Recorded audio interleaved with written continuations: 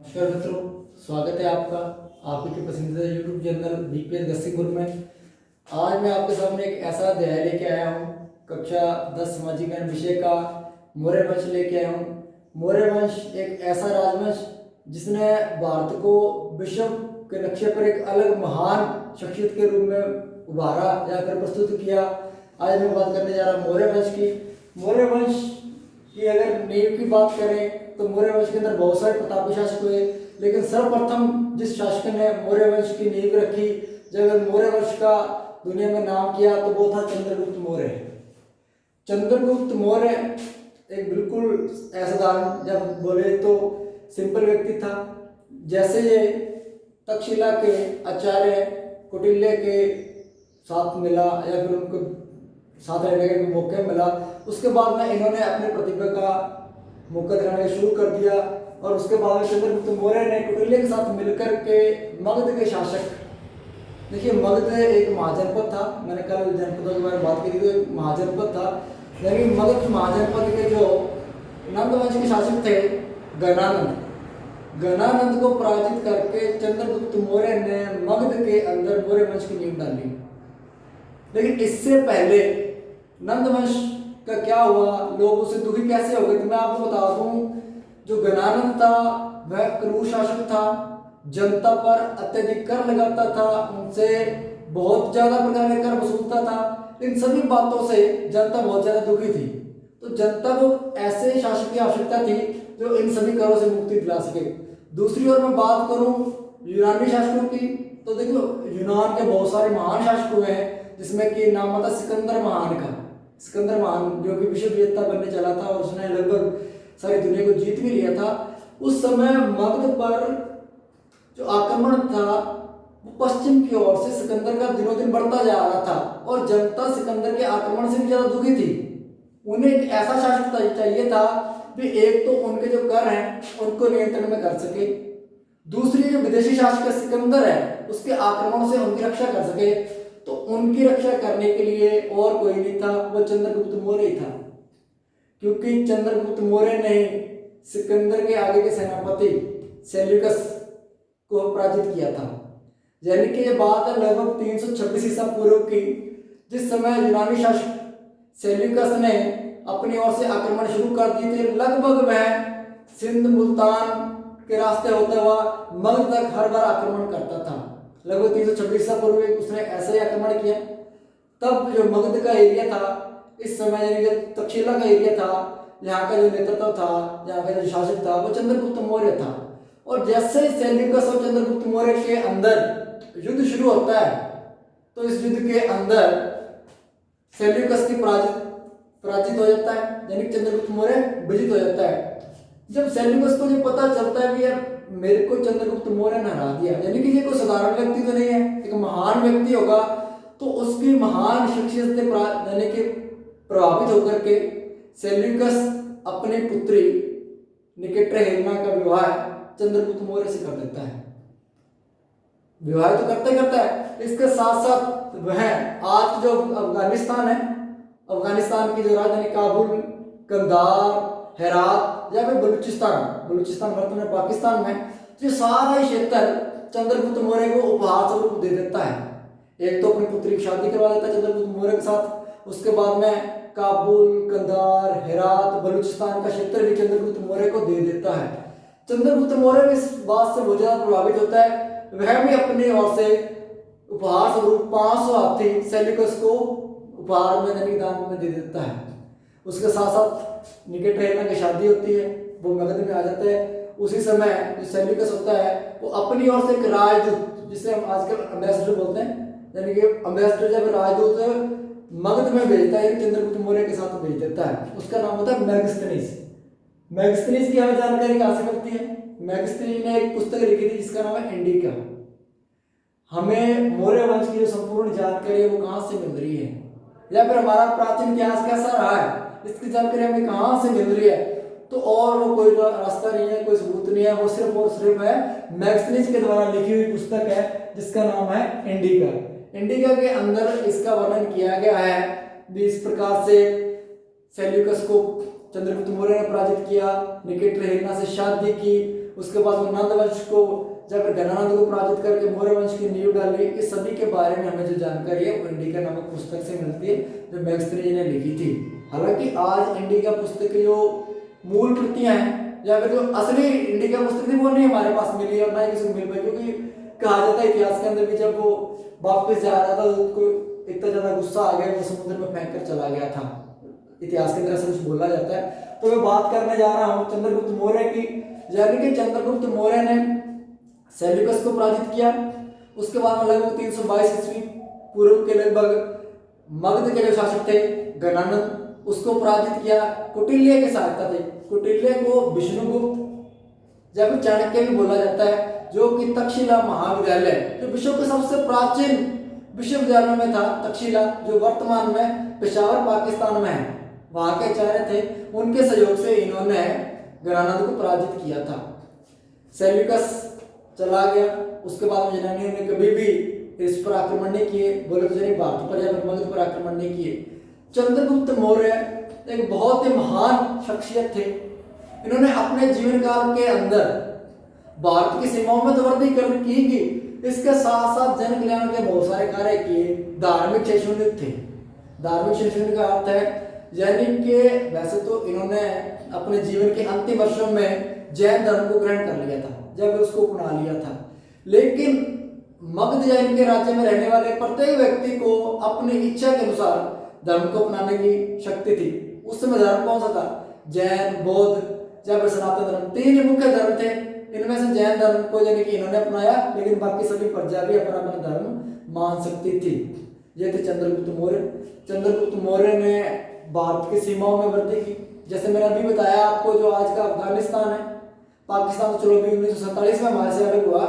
आप चाहे अफगानिस्तान, काबुल, कंधार, हेरात, बलूचिस्तान, कश्मीर, पूर्व में चले जाओ आप बंगाल की खाड़ी तक का क्षेत्र, उत्तर में आप चले जाओ नेपाल तक का क्षेत्र, दक्षिण में आप चले जाओ कर्नाटक तक का क्षेत्र, इधर आप पश्चिम में चले जाओ तो गुजरात तक का क्षेत्र, सिंध हमारा, यानी कि सारा ही क्षेत्र कभी न कभी भारत का हुआ करता था चंद्रगुप्त मौर्य के शासनकाल के अंदर।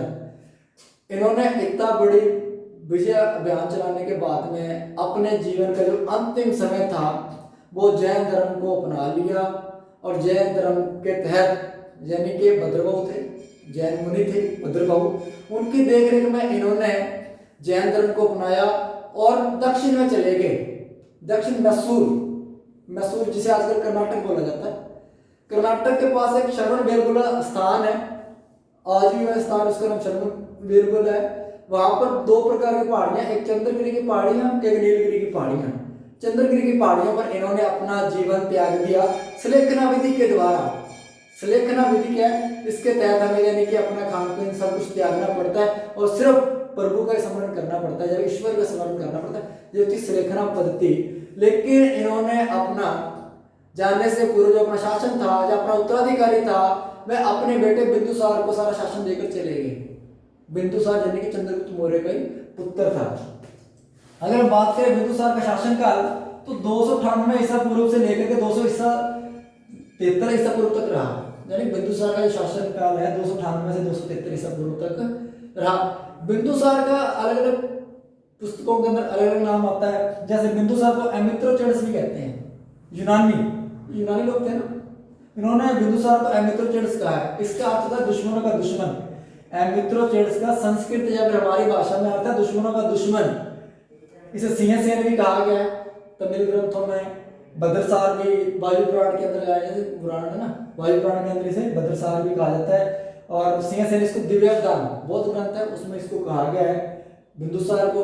बिंदुसार ने भी अपने पिता यानी कि चंद्रगुप्त मौर्य के नक्शे कदमों पर चलते हुए अपने राज्य की सीमाओं में बढ़ोतरी की, लेकिन ये भी थोड़ा सा अपने भी कुछ बीमारी के कारण ग्रस्त हो गया था। इसके दो पुत्र थे, सुसिम और अशोक। अशोक और सुसिम दोनों को अलग अलग क्षेत्रों का गवर्नर बना दिया। जैसे अशोक को इसने पूर्व का गवर्नर बना दिया, सुसिम को दक्षिण का गवर्नर बना दिया। लेकिन एक बार तक्षशिला के अंदर विद्रोह हो गया। इस विद्रोह को दबाने के लिए सुसिम को भेजा गया। 2 बार हुआ, पहली बार सफल हो गया, फिर दूसरी बार अकबर को अशोक का भेजा गया। अशोक ने भी जाकर के वहां पर विद्रोह को दबाया और वहां पर जाकर के अशोक ने लगभग 273 ईसा पूर्व में अशोक ने लगभग 273 ईसा पूर्व में जाकर के समय को सम्राट या फिर शासक घोषित कर दिया। हालांकि अभी बिंदुसार जिंदा था। इस बात की खबर जब बिंदुसार को लगी भी मेरे जिंदा रहते हुए या फिर मेरी इच्छा के खिलाफ, क्योंकि बिंदुसार सुसीम को अपना उत्तराधिकारी या शासक घोषित करना चाहता था, लेकिन अशोक ने उसकी इच्छा के विरुद्ध जाकर के समय को शासक घोषित कर दिया। इस बात से बिंदुसार बहुत ही ज्यादा चिंतित हुआ और उसका हृदयघात होने से मृत्यु हो गई। ये थे बिंदुसार जी, जिनका कि 273 में निधन हो गया। उसके बाद में 273 में अशोक का नाम आपने सुना है, महान अशोक, सम्राट अशोक, प्रियदर्शी अशोक, दिवाना प्रियदर्शी अशोक, ऐसी महान एक उपलब्धियां इन्होंने धारण की थी अशोक ने। इनका जो शासनकाल है वो 273 से 232 ईसा पूर्व तक था। इन्होंने उपाधियां मैंने आपको बता दी, दिवाना प्रिय, दिवाना दशी या फिर और भी काफी उपाधियां थी। हमें कैसे पता चलता है इनका नाम अशोक ही था? ये हमें अभिलेख है, मास्की और गुजरा अभिलेख, जो हमारे भारत के अंदर दक्षिण की ओर पाए जाते हैं। मास्की और गुजरा अभिलेखों के अंदर हमें पता चलता है कि बिंदुसार का जो पुत्र था उसका नाम अशोक ही था और उसने अशोक के नाम से शासन करना शुरू कर दिया था। इसके बाद में इसकी काफी रानियों का या फिर पुत्रों का भी नाम आता है। उसमें प्रमुख रूप से पुत्र महेंद्र और पुत्री संघमित्रा का नाम आता है, जो कारुबाकी से संबंधित थे, क्योंकि कारुबाकी इसकी एक पटरानी थी। कहा जाता है कि महेंद्र ने ही बौद्ध धर्म, वैसे तो अशोक को आपको पता है बौद्ध धर्म का बहुत ही बड़ा यानी कि समर्थक था या फिर भक्त था या फिर उपासक था, लेकिन फिर भी इसके शासनकाल में रहने वाली प्रजा को अपनी इच्छा के अनुसार धर्म मानने की आजादी थी। धर्म उस समय में मुख्य रूप से 3 ही थे, जैन धर्म, बौद्ध धर्म और सनातन धर्म। तो यानी कि अशोक ने अपनी प्रजा को सभी धर्मों का पालन करने की आज्ञा दे रखी थी, आप अपनी इच्छा से पालन कर सकते हो, लेकिन समय बौद्ध धर्म का उपासक था। बौद्ध धर्म के प्रचार के लिए इसने समय समय पर अलग धर्म या फिर धम्म महामात्र बोला जाता है उनको प्रचार के लिए भेजा। उसी प्रकार से अपनी पुत्री संघमित्रा को नेपाल में भेजा और पुत्र महेंद्र को श्रीलंका में भेजा।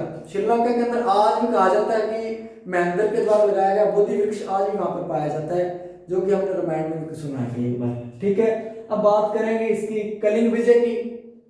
कलिंग विजय के बारे में आपने सुना होगा पहले भी। इसके शासनकाल के लगभग 8वें वर्ष, देखिए अब 8वां वर्ष कैसे बनता है। वैसे तो 273 इसका शासनकाल हुआ था, लेकिन 269 ईसा पूर्व में बिंदुसार की मृत्यु हुई थी। यानी 4 वर्ष का जो इसका शासनकाल था वो लड़ाई झगड़ों में गुजर गया। सुसीम के साथ लड़ाई झगड़ा हो गया, बिंदुसार के साथ लड़ाई झगड़ा, यानी कि इसका जो सही शासनकाल है या वास्तविक शासनकाल है वो 269 से शुरू होता है और 232 तक आगे खत्म हो जाता है। यानी 269 से अगर 8 माइनस करोगे तो 261 ईसा पूर्व आ जाएगा। कहने का अर्थ हुआ कलिंग का जो युद्ध है वो 261 ईसा पूर्व में हुआ था। कलिंग वर्तमान में उड़ीसा है। कलिंग में जो नंद नरेश था इसका आक्रमण हुआ, युद्ध हुआ। कहा जाता है कि इस युद्ध के अंदर लगभग 1 लाख लोग मारे जा चुके थे, 1.5 लाख से अधिक लोग घायल हो चुके थे। इन सभी वाक्यों को देख करके अशोक बहुत ही ज्यादा विचलित हुआ। कुछ किताबों के अंदर तो लिखा गया है कि जिस समय ये कलिंग आक्रमण हुआ उसी समय कारुबाकी कोई पुत्र को जन्म दिया था और उसकी उसी समय मृत्यु हो गई थी। इन सभी बातों से अशोक बड़ा विचलित हुआ। उसने कहा भी जो कुछ मैंने कलिंग में किया है इसका नतीजा मेरे को यानी कि कारुबाकी के जो पुत्र की मृत्यु उसके नतीजे के रूप में भुगतना पड़ा है। आज के बाद में मैं बैरी घोष को छोड़ दूंगा, बैरी घोष यानी कि युद्ध करना छोड़ दूंगा और मैं धम्म घोष को अपनाऊंगा। धम्म घोष यानी कि धम्म का अर्थ क्या है, इसमें लिखा ही है अशोक का धम्म क्या है, विश्व कल्याण, दया, दान, सत्कर्म, दान करना, यानी कि प्रत्येक व्यक्ति के साथ अच्छा व्यवहार करना, बड़ों का आदर मान करना, सभी को भाई मानना, इसका साथ साथ पशुवध, नर बलि, इन सभी पर इसने रोक लगा दी। इसके बाद इसने कहा कि प्रत्येक मनुष्य पृथ्वी पर आता है, स्वतंत्र रूप से आता है, उसे अपने प्रकार से जीवन यापन करने का अधिकार है, उसमें हम रोक टोक नहीं कर सकते हैं। लेकिन इसने बौद्ध धर्म के प्रचार प्रसार के लिए काफी एक सराय भी बनाई थी। सराय बोले तो बौद्ध विहार यानी जिस स्थानों की यात्राएं करते हैं। इसने अपने शासनकाल के 10वें वर्ष के अंदर लगभग बोध गया की यात्रा की थी। बोध गया बिहार के अंदर है, जहाँ पर महात्मा गौतम बुद्ध को ज्ञान की प्राप्ति हुई, तभी ये बोध कहलाए। उसके बाद इसने अपने शासनकाल के 20वें वर्ष में कपिल वस्तु यानी कि लुम्बिनी वन की यात्रा की, जो नेपाल में है, क्योंकि लुम्बिनी वन या कपिल वस्तु में ही महात्मा गौतम बुद्ध का जन्म हुआ था। तो ये थे महान अशोक। अब इनका जो यानी कि मौर्य वंश का प्रशासन है मैं अपने कल पढ़ेंगे। धन्यवाद।